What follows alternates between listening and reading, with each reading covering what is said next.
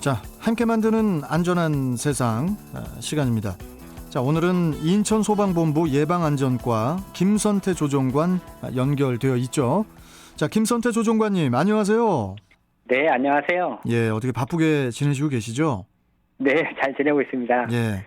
자, 얼마 전에 인천소방본부에서 올 상반기에 발생한 화재 통계를 발표하셨다고 들었어요. 자, 그렇다면은 인천에서는 불이 어느 정도 나고 있는 겁니까? 인천 소방본부에서는 올 상반기 인천에서 발생한 화재에 대해 분석해 봤는데요. 예. 올 상반기에 발생한 화재는 663건이 발생했고, 이 화재로 인해 38명의 사상자가 발생했습니다. 이 중 6명이 안타깝게 목숨을 잃었고, 32명이 다쳐서 병원 치료를 받았고요.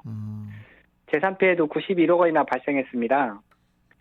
이는 작년 기간과 비교했을 때 화재는 45건이 줄었고 인명피해도 8명이 줄어든 반면에 재산 피해액은 33억 원이 증가했습니다. 예.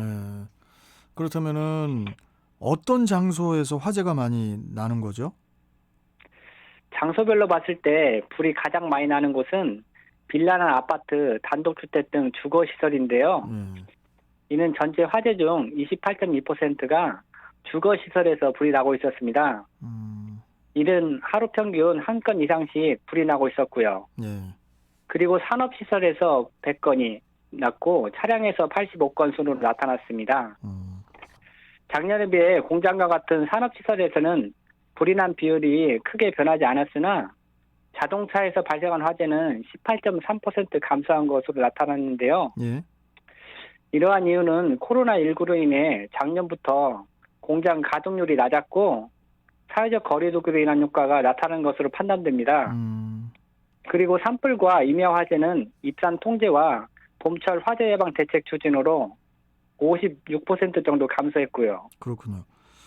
그 전년보다 그 화재로 인해서 사망자 수가 줄었다고 하셨는데 얼마나 줄었고 어디에서 주로 또 이게 화재가 발생하는지 원인이 나왔습니까 혹시? 작년과 비교했을 때 네. 화재로 인한 사망자는 8명이 감소했는데요. 올 상반기에 화재로 인한 사망자는 6명으로 이 중 5명이 주거시설에서 발생한 화재로 안타깝게 목숨을 잃었고 네.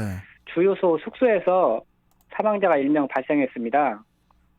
이들 화재의 원인은 전기적 요인과 부주의, 신변 비관오이란 방화 등이 원인이었고요. 이 혹시 화재가 특별히 많이 나는 뭐 요일이라든지 뭐 시간대 같은 그런 뭐 분석 같은 게 나왔나요? 요일별로 가장 불이 많이 나는 요일은 목요일로 104건이었고요. 금요일과 월요일이 각 99건으로 14.9%를 나타냈습니다.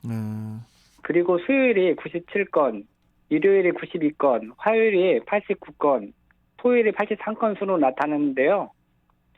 목요일과 월요일, 금요일이 타 요일에 비해서 비교적 불이 많이 났지만 이는 다른 요일과 크게 차이는 나지 않았습니다. 네. 주택화재는 코로나19로 인해 집안에 머무르는 시간이 증가하면서 주거시설 화재가 30.5%로 가장 많이 발생했고요. 그리고 시간대별로는 오전 11시부터 오후 1시 사이가 81건으로 가장 많았고요. 예. 오후 3시부터 5시가 73건, 오전 9시에서 11시 사이가 70건으로 나타나는데요. 시간대별 화재 발생 현황은 사람들의 활동이 적은 새벽 3시와 5시 사이에 화재 발생률이 가장 낮았고요. 예. 이후 점점 증가하다가 오전 11시부터 오후 5시 사이에 가장 많이 발생하고 있는 것으로 나타났습니다. 예. 그리고 인천 지역별로는 서구와 남동구, 부평구 순으로 인구가 많이 거주하는 지역이 화재 발생 빈도 또한 높았고요. 자, 그러면은 조종관님, 이 상반기 119 신고 접수 건수는 어떻게 되나요? 올해 상반기 119 신고 접수 건수는 28만 1,337건으로 전년 대비해서 8.41%가 증가했습니다. 이 중 화재 신고는 7,468건이고 구조 신고는 12,455건, 구급은 73,454건, 생활안전 6,943건, 병원 안내는 72,004건, 무응답 등이 109,103건으로 나타났고요. 네. 이는 코로나19로 인해 작년에는 신고 건수가 감소한 반면에 올해는 작년부터 지속된 코로나19로 인해서 화재, 구조, 구급 신고 모두 증가했습니다. 네. 신고 형태를 보면 유선 신고가 25,904건, 무선 신고가 255,5,433건으로 정보통신 환경 변화에 따라서 무선 신고가 많았고 네. 다매체 신고가 전체 신고 대비 4.61% 증가한 12,964건이었습니다. 예. 월별 신고 사항을 보면 6월이 64,404건으로 가장 많았고 2월은 37,314건으로 가장 적게 신고되었고요. 요일별 신고 사항을 살펴보면 토요일, 수요일, 월요일 순으로 많았는데요. 이는 주말 신고가 조금 많은 것으로 나타났습니다.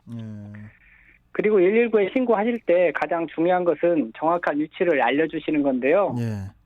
정확하게 위치를 알려주셔야 신속하게 출동을 할 수가 있습니다. 그렇죠. 네.